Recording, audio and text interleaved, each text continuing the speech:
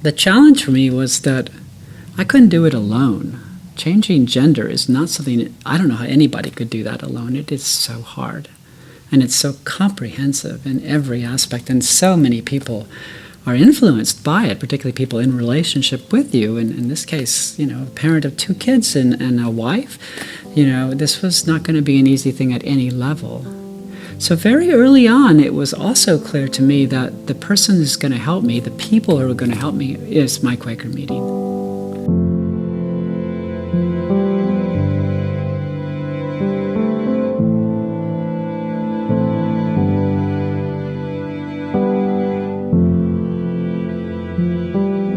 Yeah, I'm Chloe Schwenke. I'm a member of a Delphi Friends meeting, Baltimore yearly meeting.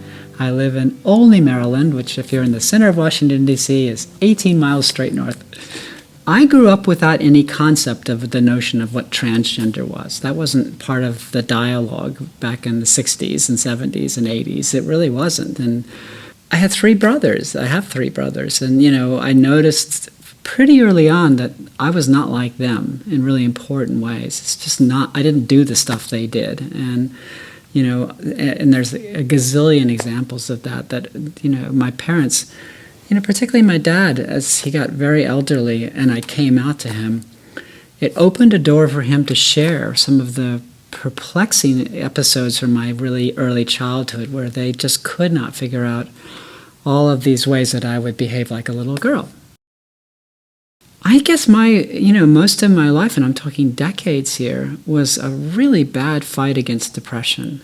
Just the sense of not feeling right in my bones, feeling the sense of dislocation, if you will, and going on a spiritual quest to try to find the spiritual community that would put me together, that would help me to align myself with the fact that, and I wouldn't have even put it in those terms, the fact that I was in a male body, but in, just to put me together. It's about as far as I could take that thought because it just wasn't cohering.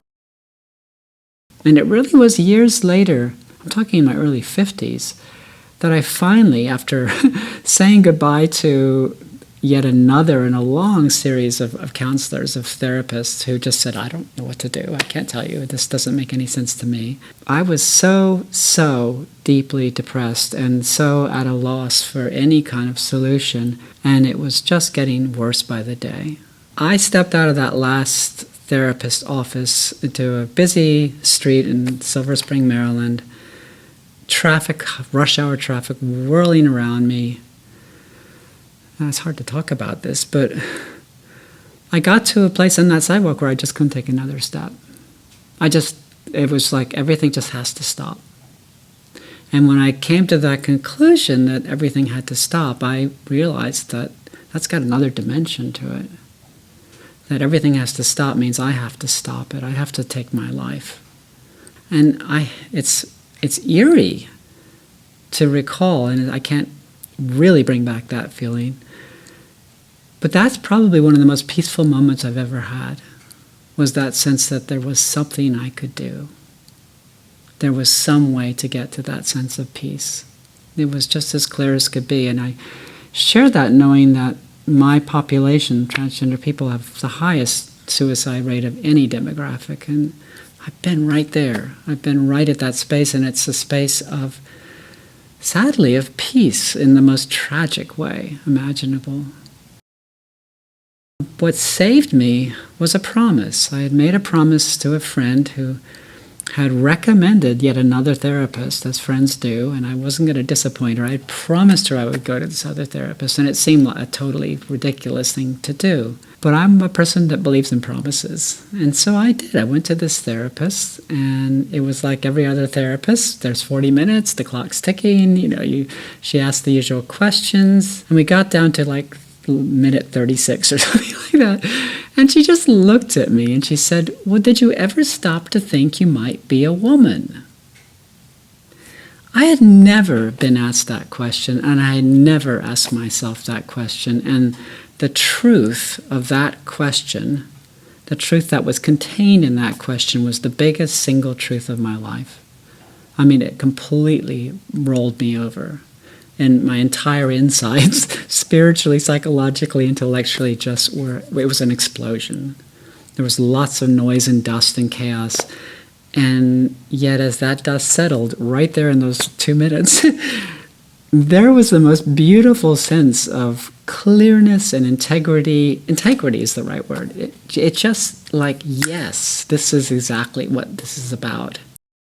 One of the things I love about Quakerism is the testimony, if you will, of accountability. Of, if you're going to step into this space spiritually, then be there.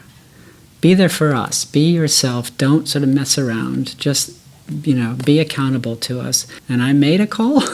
I'll never forget that call to a woman who's soon to be our cleric, as it turns out.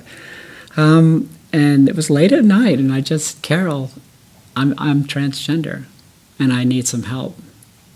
And from that point onward, what I really liked was, immediately she said, I don't know anything about that either, but I want to learn.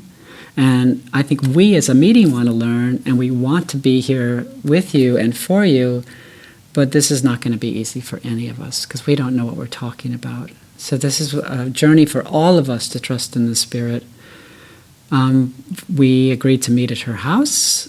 They made it very clear from the outset. They got a group of friends together, kind of like a clearness committee on steroids.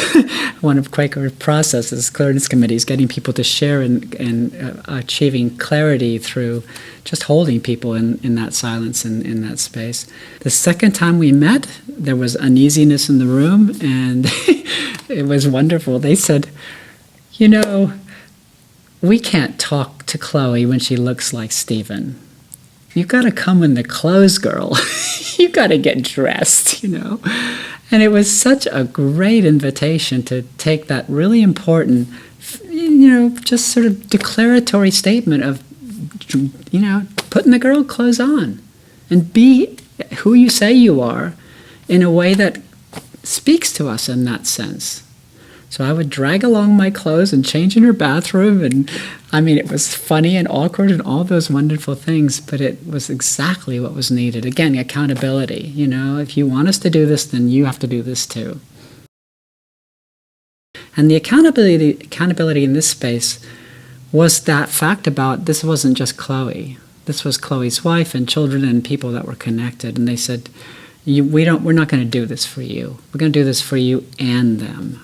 This is for your family. This is for all of you. And it's for us too as a meeting. We're going to all do this together. And it just set it up exactly in a way that I could trust, that they were not just looking after me. And I would have felt hollow pretty quickly if that had been the case.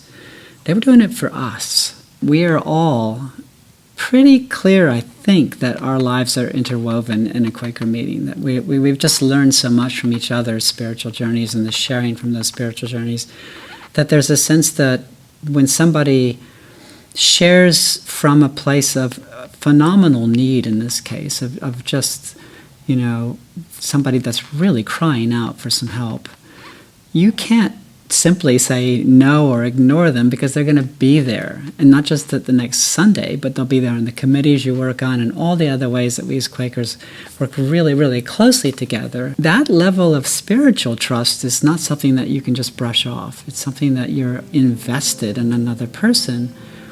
And when they call in the chips, they call in the chips. There's no way to walk away.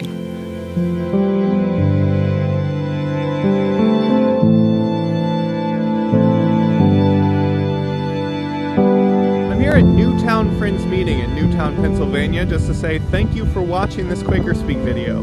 We release a new video every Thursday. You can click on the button over here to subscribe to the project. You can support us for as little as $1 per video. That button is just below me. You can see all the videos we've ever released in this playlist down here. Thanks again for watching, and have a great Thursday.